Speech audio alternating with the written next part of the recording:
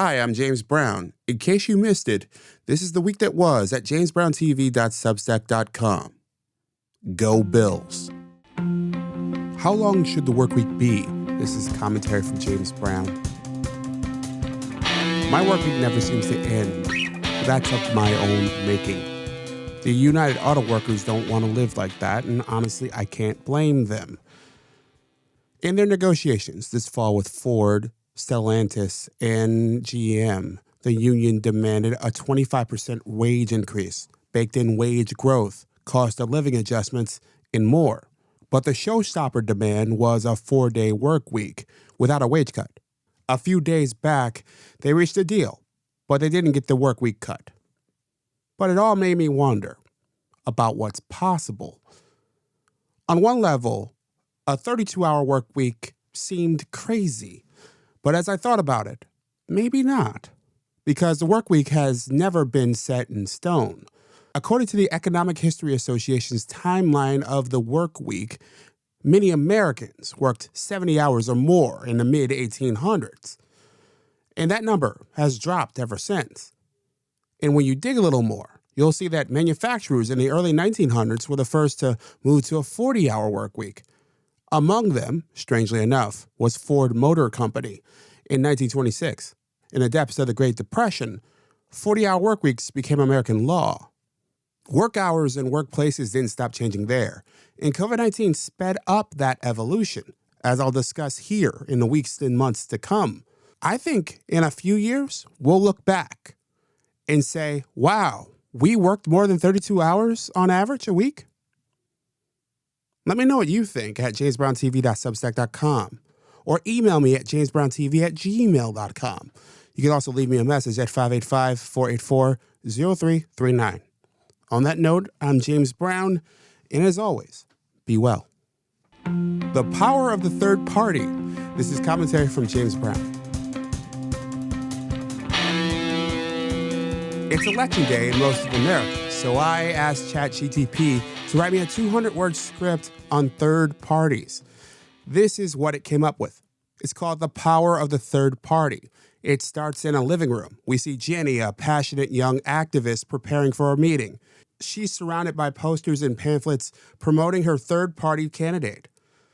She glances at her phone, anxiously awaiting the arrival of her fellow volunteers. Jenny says, excitingly, "Today is the day, guys. Let's make some noise." The doorbell rings, and Jenny rushes to answer it. Mike and Sarah enter carrying boxes of campaign material. Mike says, "Are you ready to shake things up?" Sarah says, "Absolutely. We're not just supporting a candidate, we're fighting for change." Jenny's phone buzzes with a message from their candidate, sparking a surge of determination in the room. "We might be underdogs," Jenny says, "but our message is strong. America needs to know more than ever that there's more than two choices." As they distribute flyers and engage in intense political conversations, the energy in the room builds to a crescendo. We end at City Hall at night. Jenny and her team join a crowd of passionate supporters, holding signs and chanting slogans, their voices rising above the city skyline. Fade out. It's not exactly Shakespeare, but it's amusing enough. Let me know what you think of this in the comments at jamesbrowntv.substack.com. You can also email me at jamesbrowntv@gmail.com. You can also leave me a message at 585-484-0339. On that note, I'm James Brown, and as always, be well. I'm an optimist. This is commentary from James Brown. Yes, you heard me right. I'm an optimist. As strange as that sounds to my friends and family, and even myself at times. This is new. As a teenager, I watched the McLaughlin Group and ranted about media consolidation. As a college student, I protested the Iraq War and ranted about the environment. In my adult life, I loathed partisan politics and ranted about the money that makes it go. I still don't like any of those things. And there are plenty more like them around us now. But today, at 39, I find myself in an unfamiliar place. This lifelong Eeyore is an optimist, even in these seemingly dark times. Man is destructive, and man, we are resilient. The more I learn about our history as a people, as humans, the more I've come to bet on us. Through war, through famine, through pandemics and strange political and societal seasons, through wild weather and all it brings. I bet on us, even though nothing is going back to the way it was. This faith stems back to a photo I saw in the depths of the COVID-19 pandemic a few years back of people during the 1919 pandemic, masked at a baseball game. I thought about the century that followed and what those people would think of our time. And it reminded me of an old verse from Ecclesiastes. What has been will be again. What has been done will be done again. There's nothing new under the sun. What do you think? Let me know in the comments at jamesbrowntv.substack.com. Email me at jamesbrowntv@gmail.com. You could also leave me a message at 585-484-0339. On that note, I'm James Brown, and as always, be well. Building roads isn't sexy, but it's needed. This is commentary from James Brown. It's a perfect storm, like so many others, it seems, these days. As President Joe Biden's giant infrastructure law floods money into giant construction projects around the country, fewer and fewer people are going into civil engineering.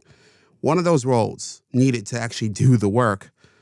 The Bureau of Labor Statistics says the country needs to add around 25,000 civil engineers a year just to keep up with retirements. This is being felt everywhere. The Seattle Times details this. Bids for construction projects in that state are down dramatically and up for entry-level engineers. The article claims that one undergrad got 4 engineering job offers a year before she graduated. I wish I got those. The chair of the University of Washington's Civil Engineering Project, Bart Nielsen, says that students just aren't into the field. He says they want to do robots. Nothing against that, but that's the image that they have of civil engineering at times. That it's not really thought of as something, let's call it sexy. All these things will likely lead to delays on major projects from sea to shining sea, and opportunities galore. So if you know a bright college-aged kid, let them know that building roads could take them in the country pretty far. Let me know what you think in the comments at jamesbrowntv.substack.com or email me at jamesbrowntv@gmail.com. You could also leave me a message at 585-484-0339. On that note, I'm James Brown, and as always, be well. Late night shows are lost in the noise. This is commentary from James Brown. Comedian Taylor Tomlinson is taking over the post-late night show with Stephen Colbert's spot on CBS. The good news is she's not doing a late night talk show. She'll host a cheaper alternative, a game show called After Midnight. This seems like a savvy move because honestly, when was the last time you paid attention to a 12:30 a.m. talk show? For people my age, it's likely been forever. Maybe we're a fan of Conan O'Brien or Jimmy Fallon, but neither have had that job in a decade or more. It's a symptom of a larger late-night comedy problem. Those shows are a dying breed. An increasingly small group of people consume them in real time. Like the rest of media, they've become a funnel toward the internet to compete with video games, cute puppy videos, and podcasters like me. That's not to say nothing connects. Saturday Night Live breaks through here or there, but big moments like Conan O'Brien's departure from The Tonight Show, or David Letterman admitting that he cheated on his wife after an extortion attempt, or Jay Leno asking Hugh Grant, what the hell was he thinking? Or insert your favorite Jon Stewart moment here, are increasingly rare. And I don't think they're coming back. The good news for Taylor is the old way isn't working. So trying something new might. What do you think of these shows? Do you watch them? Tell me in the comments at jamesbrowntv.substack.com or email me at jamesbrowntv@gmail.com. You could also leave me a message at 585-484-0339. On that note, I'm James Brown, and as always, be well.